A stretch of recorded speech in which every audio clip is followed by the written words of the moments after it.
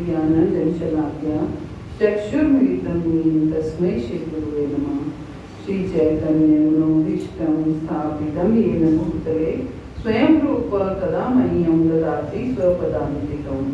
वन्देऽहं श्रीगुरो श्रीयुतपत्कमलं श्रीगुरुं वैष्णवांशं श्रीरूपं साग्रजातं सैकं रघुनाथान्वितं तं सजीवं साद्वैतं साधुतं परिजनसहितं कृष्ण चैतन्य देवम श्री राधा कृष्ण पादान शरण ललिता श्री विशाखान्वितांश। हे कृष्ण करुणा सिंधु दीन बंधो जगतपते गोपेश गोपिका कांत राधा कांत नमस्ते। तप्त कांचन गौरांगी श्री राधे वृंदावनेश्वरी वृषभानुसुते देवी प्रणमामि हरिप्रिये। वाञ्छाकल्पतरुभ्यश्च कृपा सिन्धुभ्येव च पतितानां पावनेभ्यो वैष्णवेभ्यो नमो नमः। जय श्री कृष्ण चैतन्य प्रभु नित्यानंद श्री अद्वैत गदाधर श्रीवासादि गौर भक्त वृंद। हरे कृष्णा कृष्णा कृष्णा हरे हरे, हरे राम राम राम हरे। ओम नमो भगवते वासुदेवाय।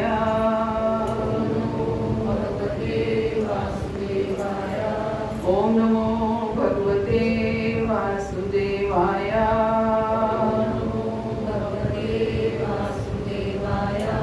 ओम नमो भगवते वासुदेवाय।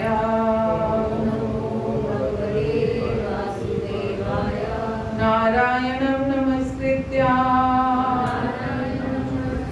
नरं चैव नरोत्तमं देवीं सरस्वतीं व्यासं ततो जयमुदीरये। नष्टप्रायेषु अभद्रेषु नित्यं भागवत सेवया भगवती उत्तम श्लोके भक्तिर्भवति नैष्ठिकी। ग्रंथ श्रीमद् भागवतम की ग्रंथ श्रीमद् भागवतम स्कंद 5 अध्याय 8 में से हम पढ़ रहे थे भरत महाराज के चरित्र का वर्णन।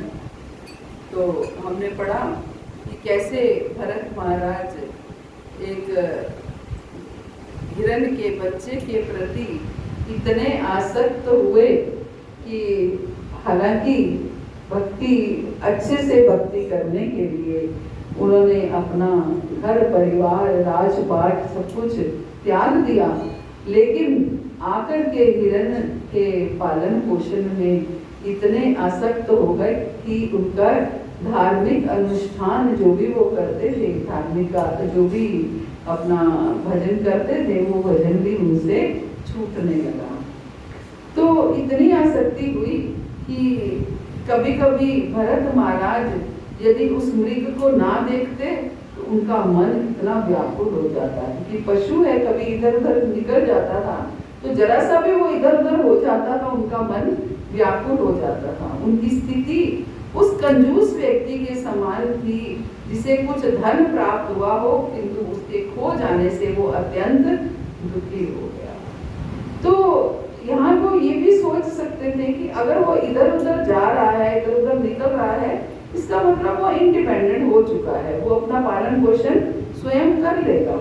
लेकिन वो इस तरीके से व्याकुल हो जाते थे, उनकी स्थिति ऐसी हो जाती थी कि जैसे एक धनी व्यक्ति कंजूस व्यक्ति को हमेशा ये चिंता रहती है कि मेरा धन कहीं खो ना जाए। तो जब मृग चला जाता तो उन्हें चिंता हो जाती और वियोग के कारण वो विलाप करने लगते। जब हिरण चला जाता था तो उन्हें बड़ी चिंता हो जाती, तो वो रोने लगते, विलाप करने लगते कि मृग कहाँ चला गया। इस तरह मोहग्रस्त होने पर वो कहते कि ये मृग अब असहाय है, मैं अत्यंत अभागा हूँ और मेरा मन चतुर शिकारी की भांति है, क्योंकि वो सदैव छल तथा निष्ठुरता से पूर्ण रहता है। इस मृग ने मुझ पर उसी प्रकार विश्वास किया है जिस प्रकार एक भद्र पुरुष धूर्त मित्र के दुराचार को भूलकर उस पर विश्वास प्रकट करता है। यद्यपि मैं अविश्वासी सिद्ध हो चुका हूँ, किंतु क्या ये मृग मुझ पर विश्वास करके पुनः लौट सकेगा? तो ये भावना उनके मन में आती कि मृग ने तो मुझ पर इतना विश्वास किया था कि अपने आप को मुझे समर्पित कर दिया, लेकिन मैं उसका ठीक से मैं अविश्वासी निकला, मैंने उसका ठीक से पालन पोषण नहीं किया, तभी वो छोड़ करके चला गया। तो क्या अब वो मुझ पर विश्वास करेगा? अब वो वापस आएगा या नहीं आएगा? कहने का अर्थ है वो घर से चला भी जाता था, आश्रम से चला भी जाता था, तो भी वो चिंता करते थे, है ना।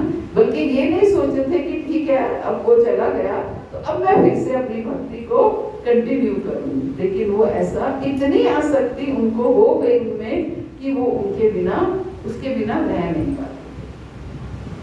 तो सुखदेव गोस्वामी कहते हैं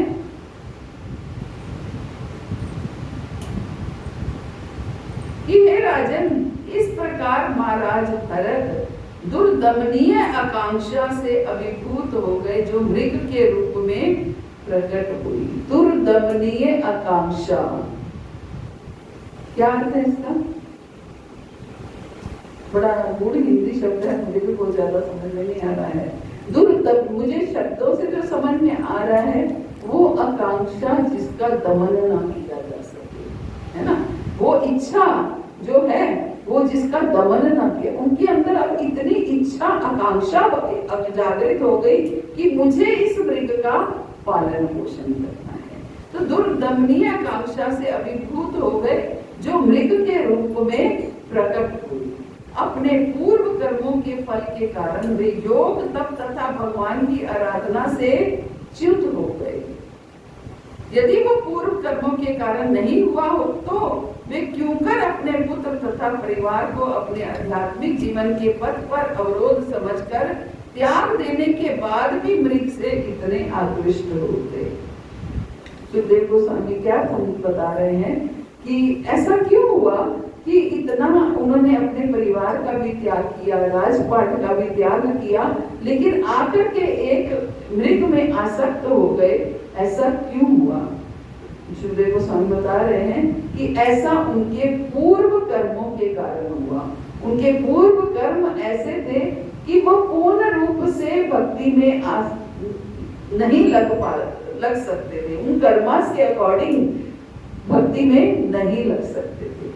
इसका अर्थ है कि भक्ति में हमारा प्रयास और कृपा ये दोनों आवश्यक हैं, है ना। यशोदा मैया जब रस्सी 2 उंगल छोटी रहती है तो बांधती है, दामोदर लीला में रस्सी हमेशा 2 उंगल छोटी रहती है। तो आचार्य लोग क्या कहते हैं, ये रस्सी हमेशा 2 उंगल ही छोटी क्यों रहती है, ना 1 उंगल ना 3 उंगल, 2 उंगल ही छोटी क्यों रहती है? तो 2 उंगल वो क्या है, एक भक्त का प्रयास है और भगवान की कृपा है, भगवान की कृपा है। तो दोनों चीजें भक्ति में आवश्यक हैं। यानी कि अभी पूर्ण रूप से कृपा प्राप्त नहीं हुई, नहीं तो वो प्रारब्ध कट सकता था, लेकिन वो प्रारब्ध कटा नहीं है। प्रारब्ध कैसे कटेगा? कृपा से ही कटेगा, लेकिन वो प्रारब्ध नहीं करता है। तो सुखदेव गोस्वामी क्या कह रहे हैं, यदि वो पूर्व कर्मों के कारण नहीं हुआ होता, अपने पूर्व कर्मों के फल के कारण वो योग तप तथा भगवान की आराधना से च्युत हो गए। उनके पूर्व जन्मों का फल था कि वो अपने योग से और तपस्या से, साधना से हट गए। भरत महाराज में हिरण में उनकी इतनी आसक्ति हो गई कि उनसे उनका भजन, उनका योग, उनकी साधना ये सब छूट गए।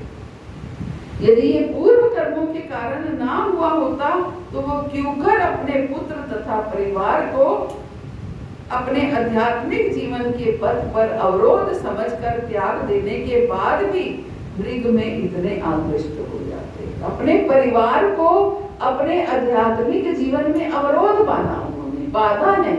मेरे परिवार जो है मेरे आध्यात्मिक जीवन के लिए बाधा है। कौन अपने परिवार का त्याग कर सकता है? कोई बहुत ही अध्यात्म में बड़ा चढ़ा है, वही अपने परिवार का त्याग करके आध्यात्मिक जीवन में प्रगति करने के लिए निकल सकता है। अदरवाइज ये आसान नहीं है। लेकिन भरत महाराज ने अपने परिवार का त्याग किया, इसलिए आध्यात्मिक प्रगति करने के लिए, आध्यात्मिक उन्नति करने के लिए। क्यों? क्योंकि ये परिवार मेरे अध्यात्म में, मेरे आध्यात्मिक उन्नति में बाधा है। लेकिन उनका तो त्याग कर दिया, लेकिन आकर के फंस गए एक मृग में। तो सुखदेव गोस्वामी कहते हैं इसका कारण केवल और केवल उनके पूर्व कर्म हैं। यानी कि इस मृग के साथ उनका पूर्व कर्मों का कोई संबंध ऐसा था, जो मृग अचानक से इनके पास आ गया, और वो मृग अचानक से आने के बाद इन्हीं के सामने आया और इन्हीं के मन में दया जागृत हुई उनको पालन करने की। तो ये कह रहे हैं कि यदि वो पूर्व कर्मों के कारण नहीं हुआ, तो वे क्यों कर अपने पुत्र तथा परिवार को अपने आध्यात्मिक जीवन के पथ पर अवरोध समझकर त्याग देने के बाद भी मृग से इतना आकृष्ट होते, वे मृग के लिए इतना दुर्दम्य स्नेह क्यों प्रकट करते, वो मृग के लिए इतना दुर्दम्य स्नेह क्यों प्रकट करते, इतना प्रेम क्यों प्रकट करते। ठीक है, पालन पोषण करना एक ठीक है, हमारे सामने भी कोई जीव आएगा तो पालन पोषण करना ही चाहिए। वो अगर जो है आश्रित है किसी के ऊपर, तो अपना स्वयं कुछ सेवा नहीं कर सकता, तो उसका पालन पोषण करना ही चाहिए। लेकिन पालन पोषण में इतने आसक्त हो जाना कि हमारा भजन ही छूट जाए, ये क्या है? ये इसको क्या कहा गया? दुर्दम्य स्नेह कहा गया है। वो स्नेह जिसका दमन नहीं हो सकता, मुश्किल जो। तो ये निश्चय ही उनके पूर्व कर्म का फल था। राजा मृग को सहलाने तथा उनके लालन पालन में इतने व्यस्त रहते कि वे अपने आध्यात्मिक वृत्तियों से नीचे गिर जाते। राजा क्या है? मृग के लालन पालन में, उसकी सेवा करने में इतने व्यस्त रहते कि उनसे अपनी दिनचर्या के आध्यात्मिक वृत्तियां जो थी उससे भी वो नीचे गिर जाते। यानी कि आध्यात्मिक कार्य जो नियम से वो करते थे वो भी उनसे नहीं हो पाते। कालांतर में दुर्लभ्य मृत्यु उनके समक्ष उपस्थित हो गई। अब समय बीतता गया, अब उनके मृत्यु का समय आया। तो मृत्यु का समय जब आया तो अब क्या है? मृत्यु तो है ही। तो मृत्यु का समय जब आया, जिस प्रकार कोई विषधर सर्प चूहे के द्वारा निर्मित छिद्र में चुपके से घुस जाता है, जैसे कोई विषधर सर्प चूहे के द्वारा निर्मित छिद्र में चुपके से घुस जाता है। एक सांप जैसे चूहे के बिल में चुपके से घुस जाता है, ऐसे ही मृत्यु उनके जीवन में चुपके से एंटर कर गई। यानी कि मृत्यु अब उनके जीवन का अंतिम पड़ाव, यानी कि मृत्यु आ गया। लेकिन क्या हुआ कि भक्ति जो हुई वो छूट गई और आसक्ति मृग में हो गई, है ना। प्रभुपाद बताते हैं कि आगे श्लोकों में देखने में आएगा कि मृत्यु के समय महाराज भरत को मृग से आकर्षण के कारण बाध्य होकर मृग का शरीर धारण करना पड़ा। तो इस संबंध में एक प्रश्न पूछा जा सकता है कि भक्त के पूर्व दुष्कर्मों तथा पापों का उस पर किस प्रकार प्रभाव पड़ सकता है। तो कहते हैं प्रश्न ये है कि भक्त के पूर्व कर्मों का, दुष्कर्मों का, पापों का उस पर किस प्रकार प्रभाव पड़ सकता है। ब्रह्म संहिता में कहा गया है, कर्माणि निर्दहति किंतु च भक्ति भाजाम। जो भक्ति भजन में लगे रहते हैं उनके पूर्व कर्मों के फल की क्षति पूर्ति हो जाती है। तो फिर भरत महाराज के पूर्व कर्मों की क्षति पूर्ति क्यों नहीं हुई, है ना। उनके पूर्व कर्म उनके आगे आड़े क्यों आ गए। हम बड़े निश्चिंत होकर के रहते हैं कि हम तो हरिनाम करने लगे हैं, अब हमें हमारे पूर्व कर्म परेशान नहीं करेंगे। लेकिन भरत महाराज के उदाहरण से हम देख सकते हैं कि भरत जब ब्रह्म संहिता में भी ये कहा गया है, तो फिर अपने पूर्व कर्मों के फल की क्षति पूर्ति हो जाती है, तो फिर भरत महाराज को दंडित क्यों किया गया? इसके अनुसार भरत महाराज को उनके पूर्व कर्मों के लिए दंडित नहीं किया जा सकता था। इसका निष्कर्ष ये होगा कि वो जानबूझकर मृग के प्रति अत्यधिक लिप्त हो गए और उन्होंने अपनी उन्नति की अपेक्षा की। क्या अर्थ है? कि ठीक है, मृग के साथ उनका कोई पूर्व जन्म का संबंध होगा, तो मृग उनके सामने ही आया, वो जीवात्मा उनके सामने ही आई, उनके ऊपर पालन पोषण की जिम्मेवारी भी आई कि कैसे एक मरते जीव को मरता हुआ छोड़ सकते थे। लेकिन क्या कह रहे हैं प्रभुपाद कि इसका निष्कर्ष ये होगा कि वो जानबूझकर मृग के प्रति अत्यधिक लिप्त हो गए, यानी कि उनका संयम नहीं रहा और वो मृग में इतने लिप्त हो गए। पूर्व कर्म तो थे, लेकिन पूर्व कर्मों के अनुसार केवल मृग का पालन पोषण कर सकते थे, लेकिन मृग में इतना आसक्त होना, जैसे वो जानबूझकर उनमें लिप्त हो गए और उन्होंने अपनी उन्नति की उपेक्षा की, उन्होंने अपनी आध्यात्मिक प्रगति की उपेक्षा की। इससे क्या समझ में आता है कि जीवन में कोई भी परिस्थिति आए, उस परिस्थिति में हमें अपनी आध्यात्मिक प्रगति की उपेक्षा नहीं करनी है ना। हम अपने, होता क्या है, थोड़ी सी भी हमारी सिचुएशन अगर एडवर्स हो जाती है कभी, तो सबसे पहले हमारी आध्यात्मिक प्रगति, उन्नति की उपेक्षा होती है। कहते हैं ठीक है, थोड़ा टाइम अगर नहीं होगा तो क्या हो जाएगा। लेकिन ये भरत महाराज का प्रसंग हमें ये समझा रहा है कि उन्होंने अपनी आध्यात्मिक उन्नति की उपेक्षा की। उन्होंने ये नहीं देखा कि मेरा भजन छूट रहा है इससे। आश्रम में थे, पूरा दिन उसमें लिप्त रहने की क्या आवश्यकता है?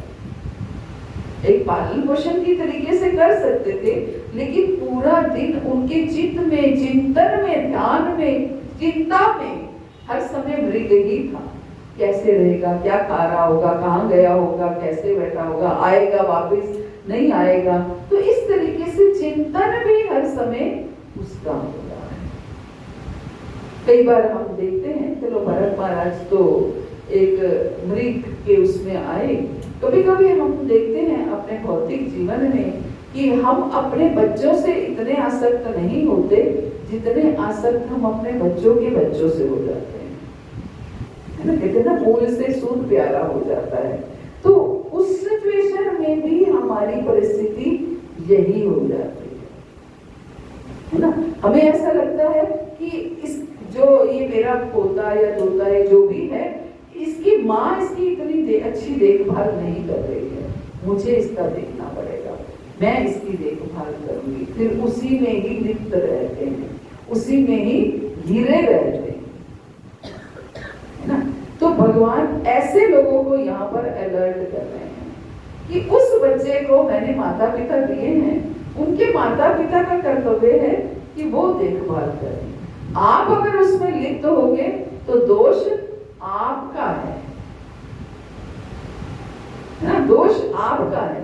क्योंकि दादा दादी के ऊपर जिम्मेवारी या नाना नानी के ऊपर जिम्मेवारी कोई नहीं है उस बच्चे की। अगर है तो थोड़ी बहुत इतनी है कि अगर माता पिता की एब्सेंस में उनकी टेक केयर करना, बस, इससे ज्यादा कोई जिम्मेवारी नहीं है। लेकिन हम लोग देखते हैं, बहुत से लोग, आपने भी देखा होगा, हमने भी देखा है कि कई लोग तो अपने बच्चों में इतने लिप्त हो जाते हैं अपने नेक्स्ट जनरेशन में कि उन्हें लगता है कि इनके अलावा, फिर क्या होता है, मृत्यु के समय चिंतन में वही आते हैं, उसको भी बोला मिलने को, उसको भी बोला मिलने को, वो भी आ जाए, वो भी आ जाए। कि इससे हम अपना जीवन जो है वो, अपनी आध्यात्मिक प्रगति जो है वो नहीं होने देते। क्योंकि जब ये वाली सिचुएशन आती है कि हम हमारे घर में नेक्स्ट जनरेशन आ जाती है, मतलब हमारे बच्चों के बच्चे आने लगते हैं, तो वो परिस्थिति भी वो वाली होती है कि जब हम अपने भजन में अपनी आध्यात्मिक प्रगति पर फोकस कर सकते हैं। क्योंकि उससे पहले क्या होता है, हमारी अपनी रिस्पॉन्सिबिलिटीज होती हैं। लेकिन जब अपनी जिम्मेवारियां समाप्त हो गई, अब बच्चों के बच्चों में भी अगर हम आसक्त हो जाएंगे तो आध्यात्मिक प्रगति का समय कब मिलेगा, है ना? आध्यात्मिक प्रगति का समय कब मिलेगा? तो ये भरत महाराज का प्रसंग हमें समझा रहा है कि ठीक है, कोई रिस्पॉन्सिबिलिटी अगर हमारे ऊपर आई है तो हमें उसे जिम्मेवारी की तरह, एक रिस्पॉन्सिबिलिटी की तरह खत्म करना है, उनको अपने साथ जोड़ नहीं लेना है। हमें बस एक ड्यूटी की तरह उसका काम, वैसे तो पूरा जीवन ही हमें कर्तव्य बुद्धि से काम करना है, लेकिन फिर भी जब हम अपने परिवार में रहते हैं, अपने पति, अपनी पत्नी, अपने बच्चों से हमें आसक्ति होती है, क्योंकि जैसे जैसे हम उनकी सेवा करते हैं वैसे वैसे हमें उनसे प्रेम होने लगता है। तो उनसे हमारा प्रेम होता है, लेकिन आगे कम से कम हमारी कोई रिस्पॉन्सिबिलिटी नहीं है। तो उस जिम्मेवारी को हम ना उठाएं। ना उठाने का अर्थ है कि इतना ना उठा लें कि हम उनमें आसक्त हो जाएं, है ना? हम उनमें आसक्त हो जाएं। क्या कह रहे हैं?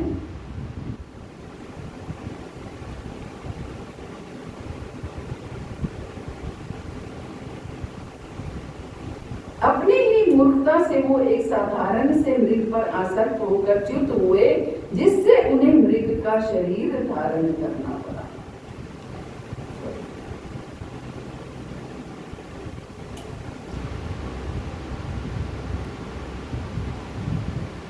पन्ना पलट गया था।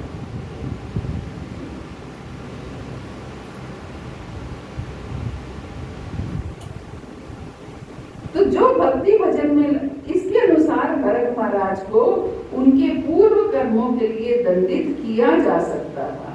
इसका निष्कर्ष ये होगा कि जानबूझकर मृग के प्रति अत्यधिक लिप्त हो गए और उन्होंने अपनी उन्नति की उपेक्षा की। उनकी इस त्रुटि को तुरंत सुधारने के लिए उन्हें अल्पकाल के लिए मृग का शरीर प्रदान किया गया। भगवान ने उनको सजा नहीं दी, भगवान ने उनकी त्रुटि को सुधारने के लिए उनको थोड़े समय के लिए मृग का शरीर दिया। मृग की आयु मुझे नहीं पता कितनी होती है, तो वो थोड़े समय के लिए उनको मृग का शरीर दिया, और ये उनकी भक्ति को सुदृढ़ करने के लिए किया गया था। एक भक्त को भगवान कभी भी सजा नहीं दे सकते। क्या किया भगवान ने? उन्होंने जो ये गलती की है उसके लिए उन्होंने उनको एक मृग का शरीर दिया, ताकि वो अपनी गलती को सुधार सके, अपनी और अपनी भक्ति को दृढ़ कर सके।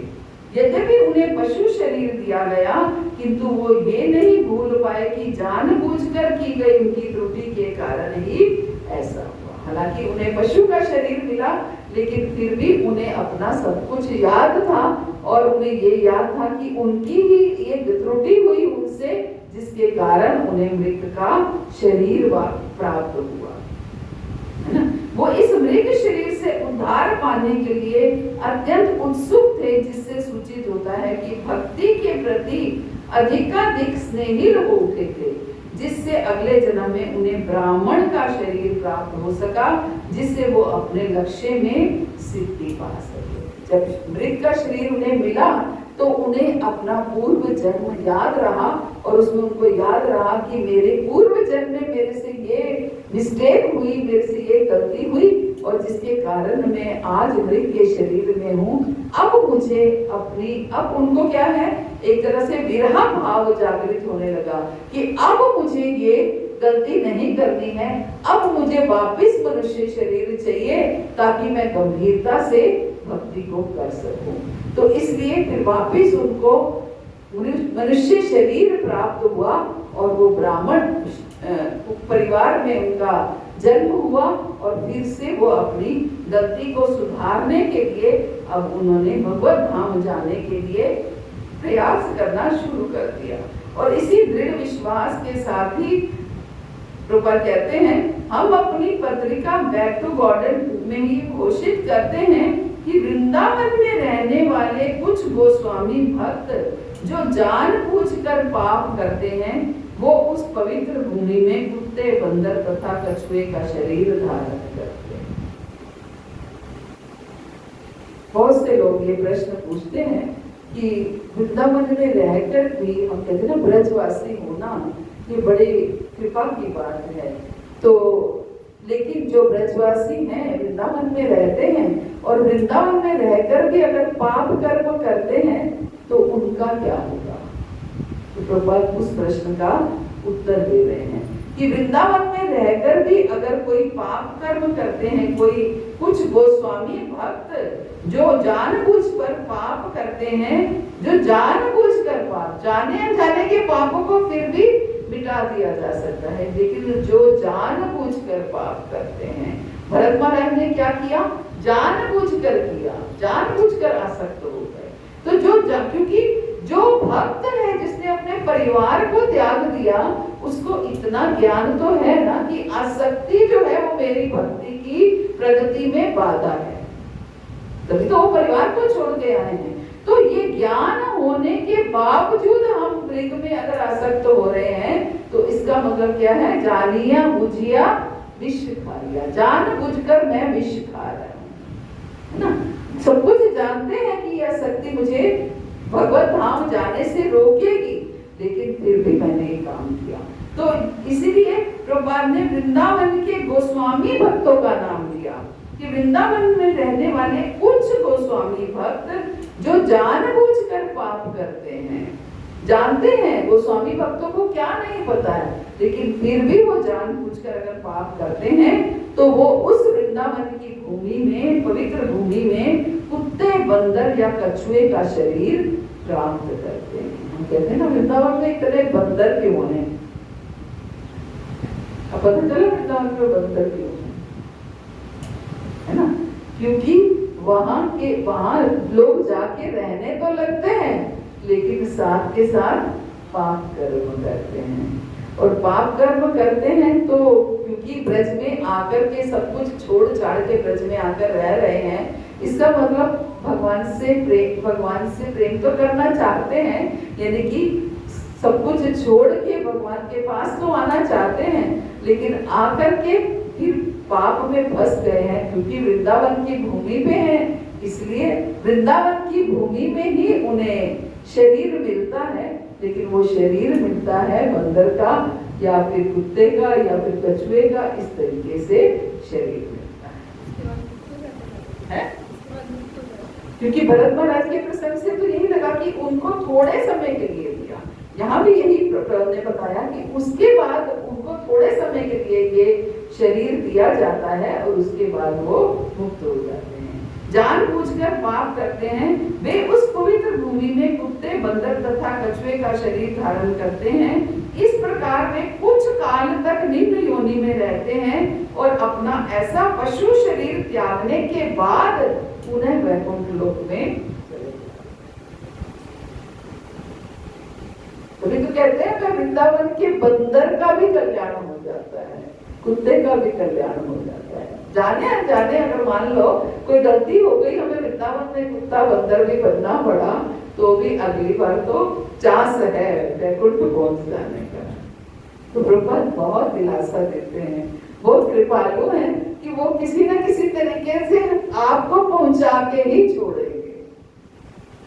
इतना समझाया उन्होंने अपनी पुस्तकों के माध्यम से कि वो हमें कहीं ना कहीं तो याद रहेगा, और कभी थोड़ा बहुत भूल जाएंगे, कहीं आसक्त हो जाएंगे, फंस जाएंगे, तो प्रभुपाद एक दो जीवन में निकाल करके ले जाएंगे। तो क्या कह रहे हैं कि इस प्रकार में कुछ काल तक निम्न योनि में रहते हैं और अपना ऐसा पशु शरीर त्यागने के बाद वो फिर से वैकुंठ लोक में चले जाते हैं।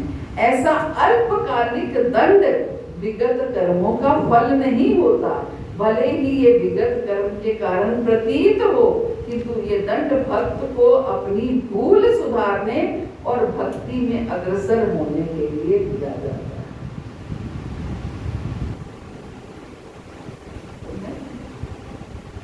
ये दंड किस लिए दिया जाता है?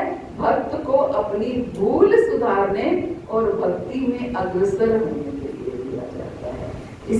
इससे क्या समझ में आती है कि जीवन में अगर कोई दंड मिलता है और जिसमें ऐसा लगता है कि ये दंड पता नहीं हमें क्यों मिला, तो हमें ये समझ लेना चाहिए कि ये हमें भूल सुधारने के लिए मिला है। तभी तो मैं हमेशा यही कहती हूँ, हमें अपनी अनुकूल और प्रतिकूल दोनों परिस्थितियों से लाभ उठाना चाहिए। अनुकूल परिस्थिति से भी, प्रतिकूल परिस्थिति से भी। अनुकूल परिस्थिति का लाभ क्या है कि अभी हमारी परिस्थिति अनुकूल है, अभी हमारा शरीर स्वस्थ है, घर परिवार में सब सुख समृद्धि है, सब कुछ अच्छा है, तो मैं भजन अच्छे से कर पा रहा हूँ, तो मुझे अच्छे से ज्यादा भजन अपने अकाउंट में डाल देना चाहिए, बटोरना चाहिए, भजन अच्छे से करना चाहिए। और प्रतिकूल परिस्थितियों का लाभ क्या है? प्रतिकूल परिस्थितियों का लाभ ये है कि अगर मेरे ऊपर प्रतिकूल परिस्थिति आई है तो मुझे क्या भावना रखनी चाहिए कि आज जो ये मेरे ऊपर प्रतिकूल परिस्थिति आई है, इसका मतलब मैंने अच्छे से भजन नहीं किया है, अच्छे से मैंने भक्ति नहीं की है, तभी ये आज प्रतिकूल परिस्थिति मेरे ऊपर आई है। तो इसलिए मुझे और अच्छे से भक्ति करनी है ताकि अगले जीवन में ये परिस्थिति मेरे ऊपर वापस ना आए। तो हर परिस्थिति का एक भक्त जो है वो लाभ उठा सकते हैं, है ना? तो प्रभुपाद ने बहुत सुंदर इसका तात्पर्य दिया है, बार बार पढ़ने वाला तात्पर्य है। प्रभुपाद यही कह रहे हैं कि अल्पकालिक दंड विगत कर्मों का फल नहीं होता, भले ही वो विगत कर्मों के फल जैसा लगता है, हमें प्रतीत होता है, किंतु ये दंड भक्त को भूल सुधारने के लिए मिलता है। तो कभी हमें लगे कि अगर आज हमारे ऊपर ये परिस्थिति आई है तो इसका वो मेरी एक भूल की वजह से आई है, तो हमें उस भूल के पछताने की बजाय उस भूल को सुधारना चाहिए। जो भगवद गीता में भक्ताष्टकम आता है, तो उस भक्ताष्टकम में एक भक्त की क्वालिटी क्या बताई गई है कि भक्त कभी पछताता नहीं है, भक्त कभी भी पछताता नहीं है, बल्कि क्या करता है? अपनी भूल को सुधारने का प्रयास करता है। जो हुआ वो हो गया, मेरे प्रारब्ध के अनुसार हुआ, मेरे गलत निर्णय के कारण हुआ, किसी भी कारण हुआ, तो जो हुआ वो हो गया, अब भूल को सुधारने का भक्त प्रयास। हरे कृष्णा। प्रभुपाद की जय, महाराज की जय। हम सब तो किसी का कोई प्रश्न हो,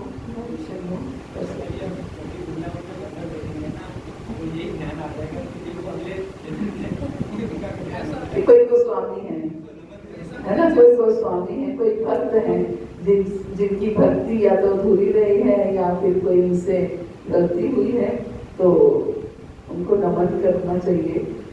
सच में वृंदावन की लता पता को भी ब्रह्मा जी तक कहते हैं कि मुझे वृंदावन की लता पता बना दो, है ना, लता पता बना दो, ताकि मैं यहाँ पर बैठा हुआ कम से कम भक्तों के दर्शन तो करता रहूं। सच में बहुत अच्छा भी लगता है कि कहीं भी बैठ जाओ वृंदावन में, भक्त दिखते तो हैं, भक्तों के दर्शन तो होते हैं, बस यही करते रहो, भजन करते रहो, भक्तों के दर्शन करते रहो, आनंद ही आनंद है, और क्या करो।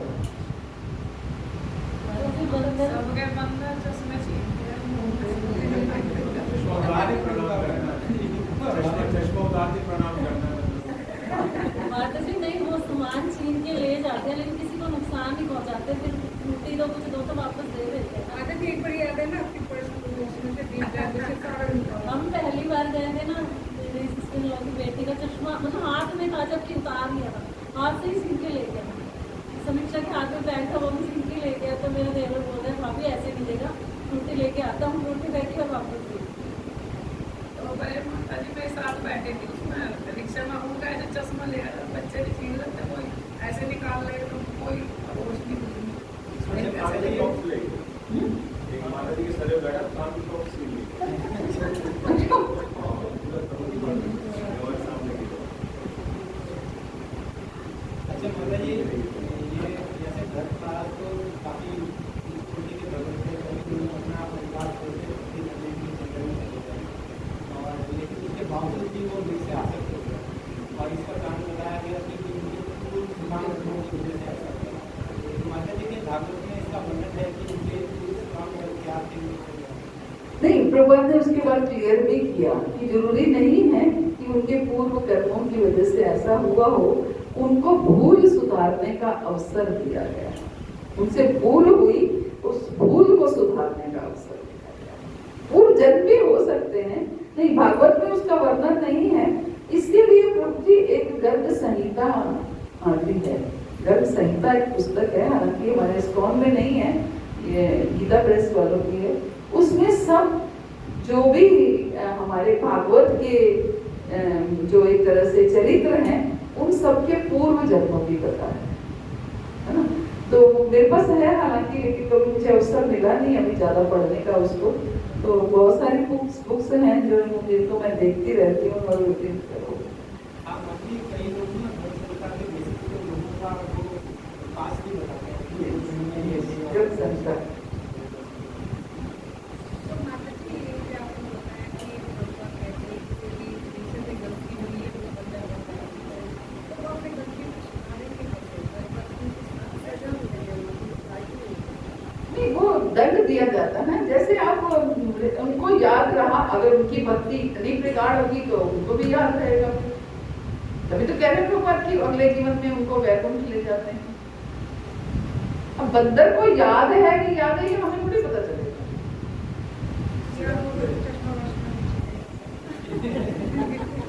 माता इस तरह वृंदावन में पूरे ब्रज में होगा।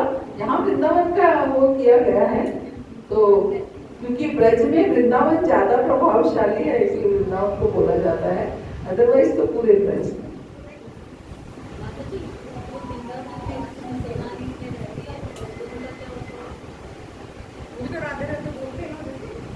नहीं, देखो, अगर किसी पाप कर्म की वजह से उनका यवन परिवार में जन्म हुआ और यवन परिवार में रहकर भी वो अच्छे से, भले ही अपने धर्म का पालन कर रहे हो लेकिन अच्छे से कर रहे हो, किसी के साथ ये नहीं कि सारे मुस्लिम्स ऐसे होते हैं।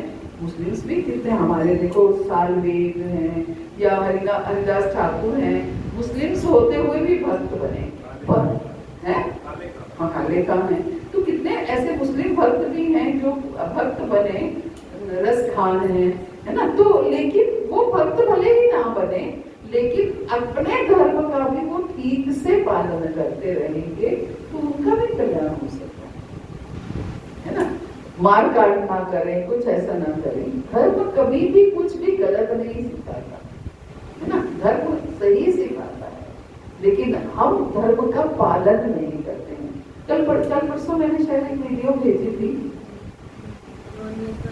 नहीं नॉनवेज वाले नहीं, हाँ यस, क्रिश्चियंस वाले, कि वो चांदी का चम्मच इसलिए चुरा करके लेके गए, चुरा करके नहीं लेके गए, बाइबल में छिपा गए कि देखो ये लोग पढ़ते हैं या नहीं पढ़ते हैं, इनको ढूंढ, अगर बाइबल पढ़ेंगे तो उनको मिल जाएगा। तो हम लोग अपने धर्म का पालन तो करते नहीं हैं। धर्म का पालन क्या है कि हमें नियमित रूप से गीता, भागवत, बाइबल, जो भी हम कुरान शरीफ जो भी है हमें करना। आप मुस्लिम्स भी देखिए बड़े अच्छे से वो तीनों टाइम इबादत करते हैं, बड़े अच्छे से वो रहते हैं। मैं कई मुस्लिम्स के साथ मैंने काम किया है, बहुत अच्छा। हमारे ऑफिस में मेरी एक कलीग अभी भी है, तो हमने ऑफिस में भागवत पढ़ी तो बकायदा हमारे साथ बैठ के पढ़ती, सुनती थी, मतलब हमारे साथ बैठती थी और सुनती थी, उनको सारी कथाएं पता थी और पूछती थी, क्वेश्चंस भी पूछती थी। हर जन्माष्टमी पे भी वो कर देता, मैडम कब परेशान लाओगे। तो इतना ऐसा नहीं है कि मुस्लिम्स ऐसा ही होते हैं, लेकिन हाँ बाकी अगर गलत है तो वो हिंदू भी कई गलत नहीं है। कौन से आपके हिंदू कितने आके बैठ रहे हैं सत्संग में, है ना। तो हम किसी भी कम्युनिटी को गलत नहीं कह सकते हैं, हर कोई अपने, लेकिन अगर कोई भी कम्युनिटी अपने धर्म का ठीक से पालन कर रहा है वो ठीक है, चाहे वो हिंदू है, चाहे मुस्लिम है, चाहे कोई भी है। लेकिन जो कोई भी कम्युनिटी अगर अपने धर्म का ठीक से पालन नहीं कर रहा, तो चाहे वो हिंदू भी है, हिंदू भी तो कसाई घर जाके बैठे रहते हैं, हिंदू होते, चलो वो तो ये कहते हैं हमारे धर्म में हमें परमिशन दी है मांसाहार कर, हमारे धर्म ने तो हमें परमिशन भी नहीं दी है, फिर भी हम मांसाहार कर रहे हैं। तो इसलिए हम किसी भी कम्युनिटी को गलत नहीं ठहरा सकते, हर कम्युनिटी में मिक्स जेंडर है ना।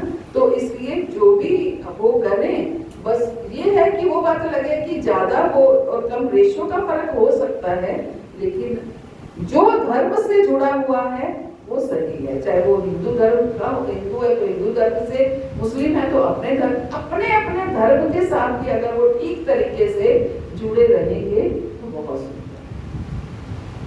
नाम का प्रभाव भी होता होगा। बिल्कुल नाम का प्रभाव तो है ही। आखिर मुस्लिम होकर भी अगर उन्हें ब्रज में जन्म मिल रहा है तो कोई पूर्व जन्म का पाप कर्म होगा जिसकी वजह से मुस्लिम परिवार में मिला, लेकिन मिला ब्रज में।